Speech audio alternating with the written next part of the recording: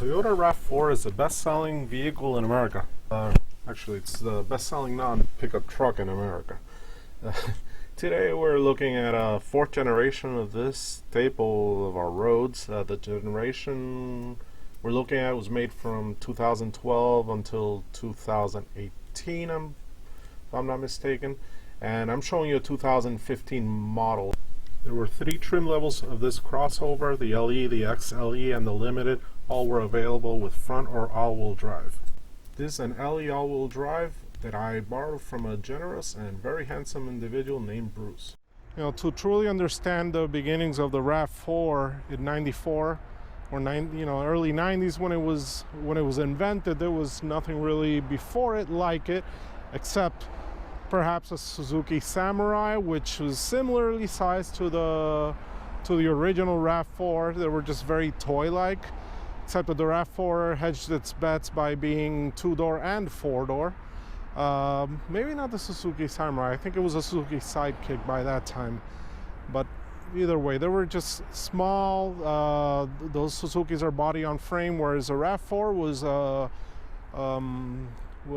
a unibody chassis, meaning there was no separate body that was bolted to a frame. It was all built together. So a lighter vehicle, more space efficient, less capable off-road, less capable of heavy work, but better use for somebody who was maybe used to a minivan.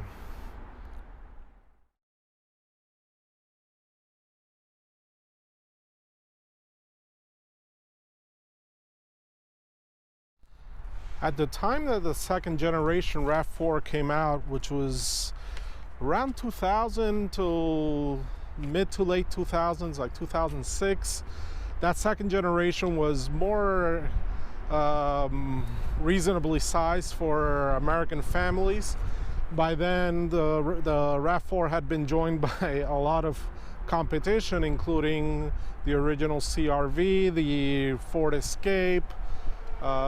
There were some others I can't remember, but the Ford Escape was really the class of the field. It drove better than everything else. It came with a V6, it came with leather, came with a sunroof. These are all options that were not available at the RAV4. So the second generation RAV4 was still not perfect for the market.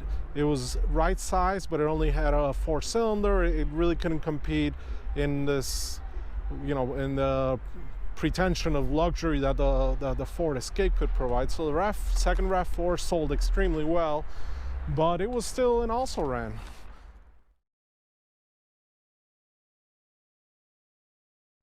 The third generation RAV4, it came out in like 2005-ish till 2011, right before this model. And that third generation sought to remedy anything that was better in the Ford Escape. The RAV4 matched it. It matched it with a much better V6. It was available with sunroof, with leather.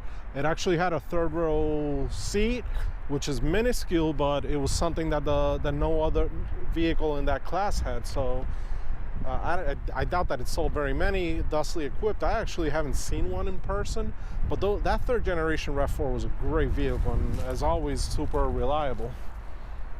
Just didn't look very good. I mean, just look at it. It looks like a minivan, right?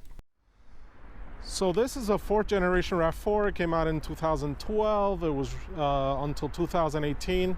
2019 it was replaced with the one that's currently for sale, and this is the one that finally made the big times. It became the best-selling small crossover. Indeed, became the best-selling vehicle that's not a pickup truck in the United States, and really does the formula perfectly. It lost the third row, which nobody needed. It lost the V6, which was fantastic, super fast, very fast vehicle, but not enough people ponied up for it, and the competition wasn't really offering that sort of horsepower and torque in the class. So I guess Toyota figured simplicity of manufacture, just eliminate the Vigor engine And if you don't know, when you eliminate the bigger engine option, you can downsize things like the brakes, the suspension, anything that's supporting that bigger engine can be removed from the equation, thus making a better vehicle if you only have to design for one engine size. So this RAV4 is the result of that, and you know, it's the right sized vehicle.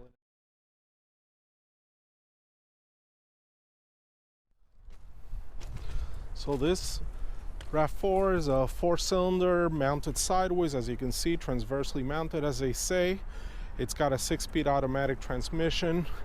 It has about I think 175 horsepower and similar amount of torque. It's good enough, definitely, to get you off the block pretty quick. It feels very peppy.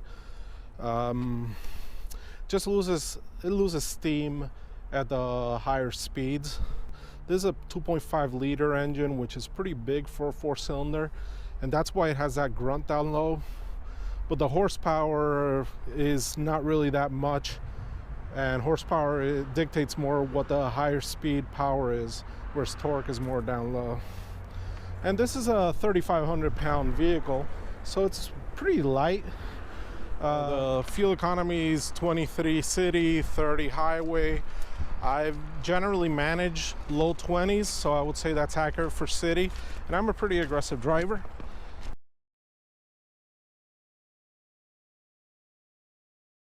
The interior of the RAV4 is pretty nice. It's a modern space, as you can see. There's that gray band that you see from door to door, right around where the climate control is. That's a vinyl band. It's very nice plastic. But it, you know, feels a little softer. That has that fake stitching. It comes in different colors based on the exterior of the vehicle. The glass area on the RAV4 is very large. It's got a low belt line. It feels very light, very airy. I mean, dare I say, happy. But it's just a nice space to spend time in.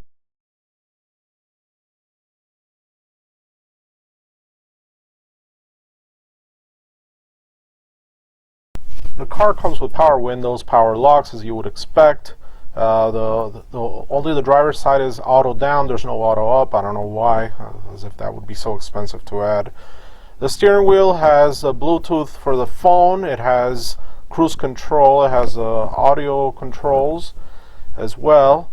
Behind the steering wheel, you're gonna see the traction control off. You're going to see the all-wheel drive, turn it off so you can have the car only as front-wheel drive. Here's the mirror controls, and the dimmer for the instruments.